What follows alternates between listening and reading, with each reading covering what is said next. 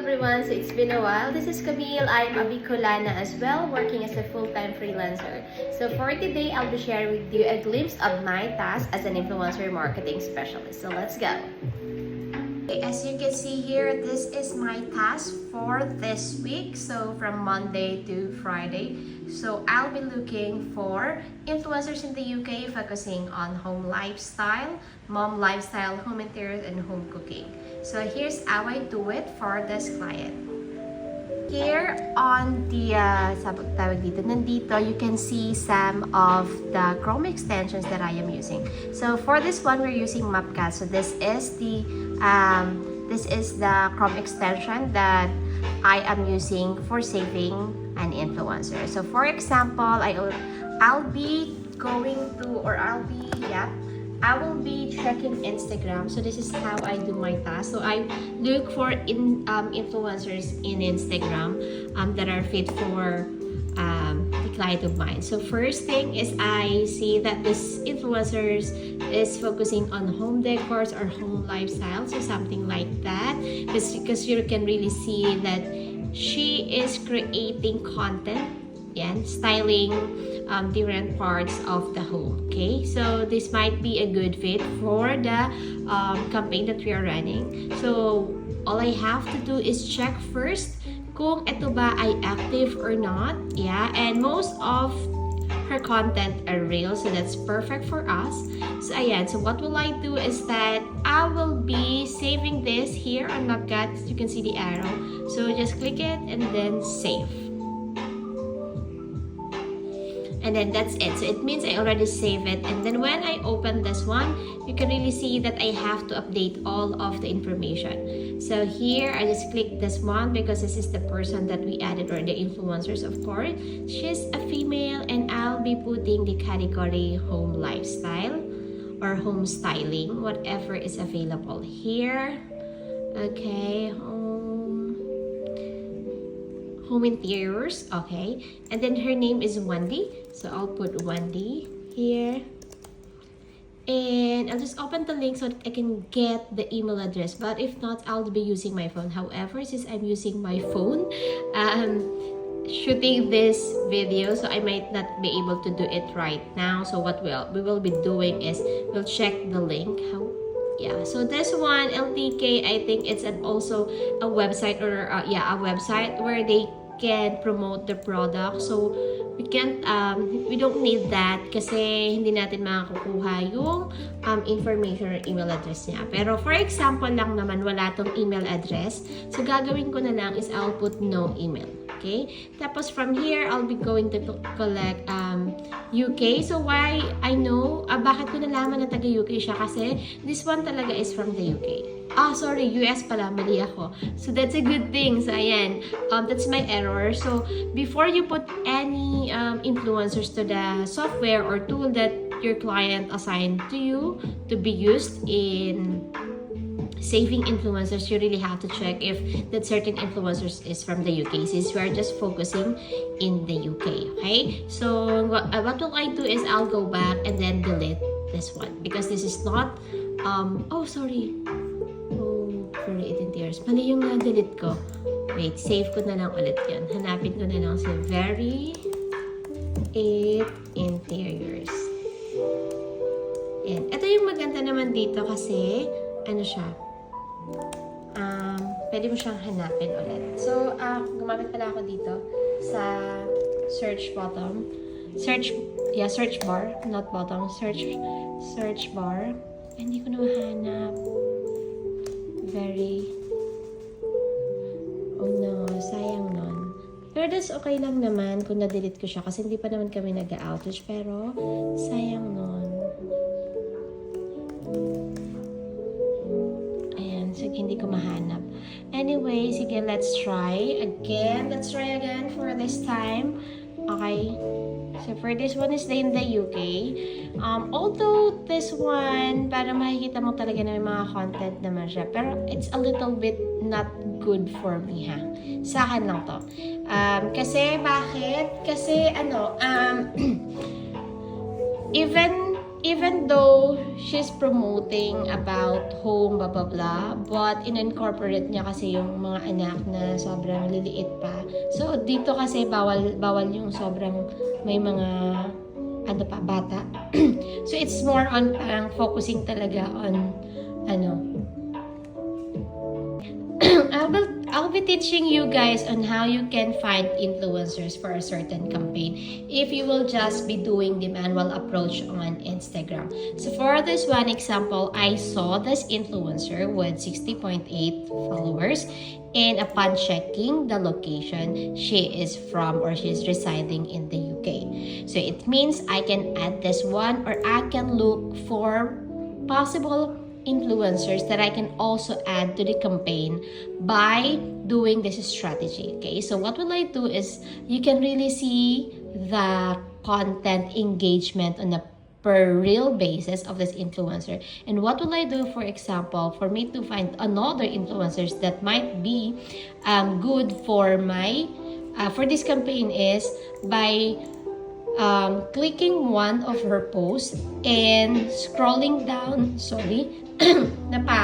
scrolling down yung mga nagko-comment.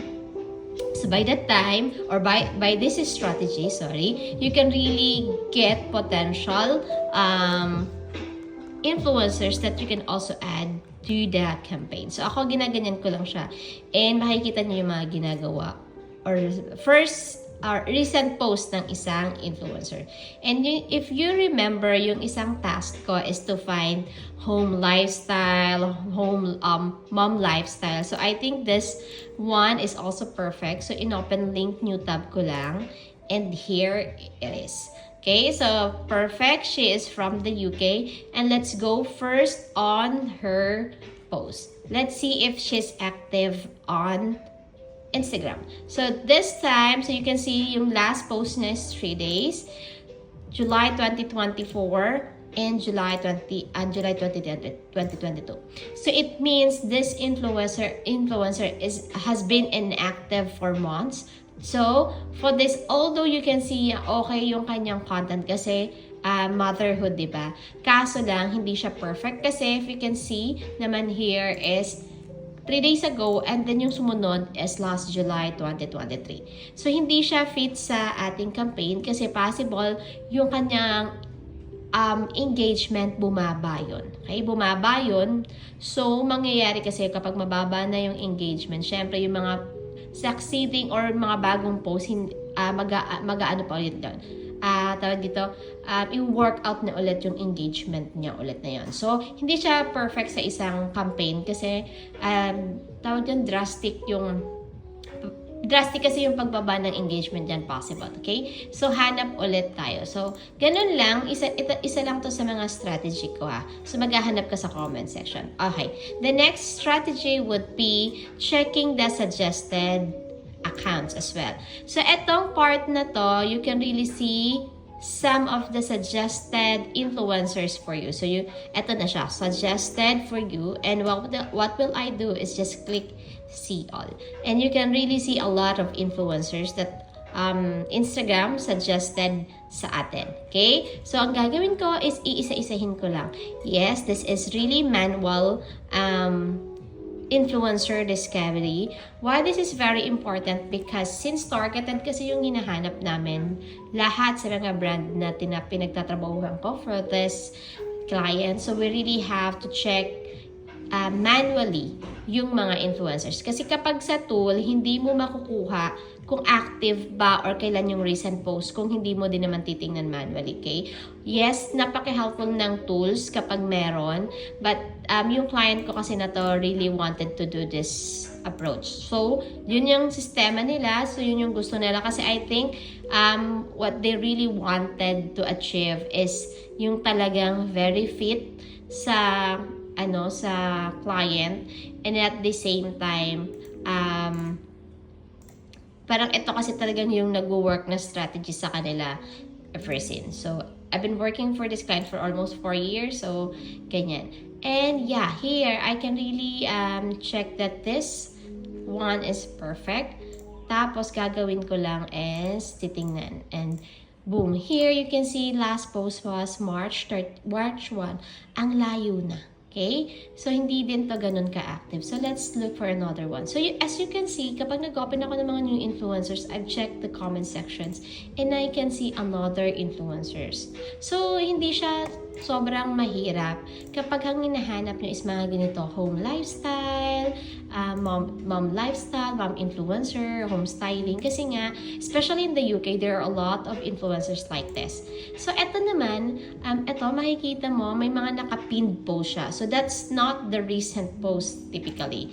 So, eto kasi, you can see, October 23. Eto yung possible na post na mataas yung engagement nila. That's why they pinned it or pwedeng may collaboration sila with the other brand.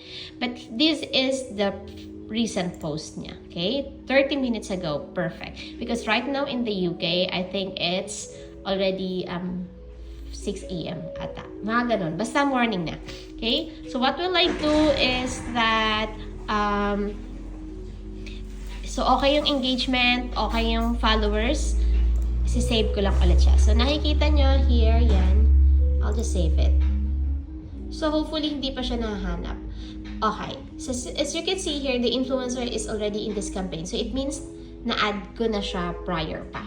Okay? So what will I do? Of course, sabi ko nga sa inyo, hanap ulit tayo. But remember, here, di ba nag-open tayo? Did you remember na in-open natin yung suggested part? So ubusin muna natin siya bago ulit tayo mag-open doon sa isa. Okay? So etong task na to, talaga magkakaroon kayo ng napakadaming open na tab. So that's how I do it and that's how it is. Okay, so kaya mas maganda yung processor ng ating laptop kasi nga, di ba? Ano talaga siya? Kailangan. So ayan, okay, taga UK, recent post was 1 day ago. This is good.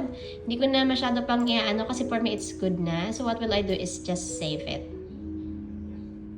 Tadan! And I'm so happy that this is available. So, click ko lang yung arrow na yon. And then, lagay na natin yung mga necessary information. Okay, here. Tadan! Okay, sorry. Ayun yon. Balik ko lang. So, ayun. Tadan! Okay. Just put the email. And then, of course, she's a female. And then, home interiors. Na pinulit natin, home interiors, garden lifestyle, blah blah blah. So pwede siyang home lifestyle or pero mas kasi talaga siya sa home interiors para sa akin na. And kung walang, makikita mo, yung name niya is Donna and Jason. So, I'll just copy that. And here as well is UK.